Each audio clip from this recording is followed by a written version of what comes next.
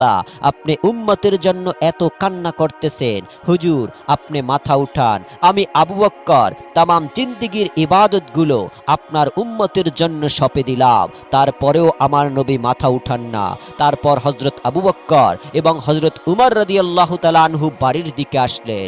পথে হজরত আলী রাদিয়াল্লাহু তাআলা আনহার সাথে সাক্ষাৎ হয়। তারপর হজরত আলীকে আবু বকর ও হজরত উমর বিস্তারিত সব কিছু বললেন। তারপর হজরত আলী বাড়িতে গিয়ে মা ফাতেমা এবং হাসান হোসেনকে নিয়ে নবীজির গুহার মধ্যে চলে আসেন। এবার হজরত ফাতেমা আমার নবীকে লক্ষ্য করে বললেন, আব্বা জান, আপনি কেমনে পারলেন আজকে 3 দিন যাবত আমাদেরকে ভুলে থাকতে? আমরা আপনাকে সমস্ত জায়গায় খুঁজে খুঁজে হয়রান হয়ে গিয়েছি।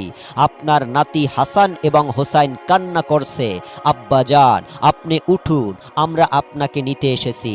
তারপরেও আমার নবীজি মাথা উঠান না। এবার হজরত ফাতেমা রাদিয়াল্লাহু তাআলা আনহা আমার নবীকে বললেন, ইয়া রাসূলুল্লাহ, আমি ফাতেমা কথা দিচ্ছি আমার আদরের হাসান এবং হুসাইনকে আপনার উম্মতের জন্য কুরবানি করে দিলাম।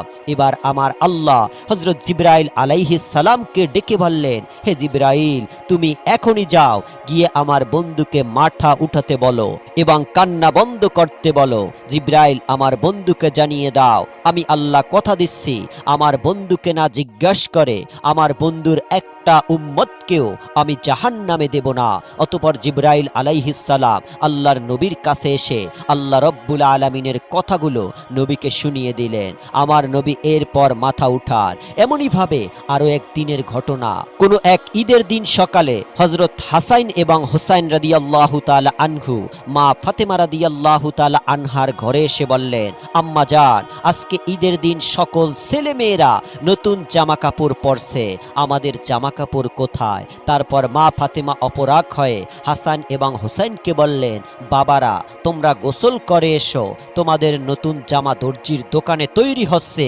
এই কথা শুনে হযরত হাসাইন এবং হুসাইন রাদিয়াল্লাহু তাআলা আনহু খুশিতে 2 ভাই গোসল করতে গেলেন।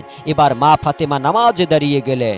2 রাকাত নামাজ পড়ে আল্লাহ রব্বুল আলামিনের কাছে মোনাজাত তুললেন, হে পরওয়ারদিগার মাওলা, আমি আমার সন্তানদেরকে সান্ত্বনা দিয়ে বলেছি যে তারা গোসল করে আসলে তাদের নতুন জামা দিব, কিন্তু আমার নতুন জামা দেওয়ার কোনো সামর্থ্য নেই। ইয়া রব্বুল আলামিন, তারা যদি গোসল করে এসে নতুন জামা না পায় তাহলে তারা বলবে নবীর মেয়ে হয়ে আমি মিথ্যা কথা বলছি।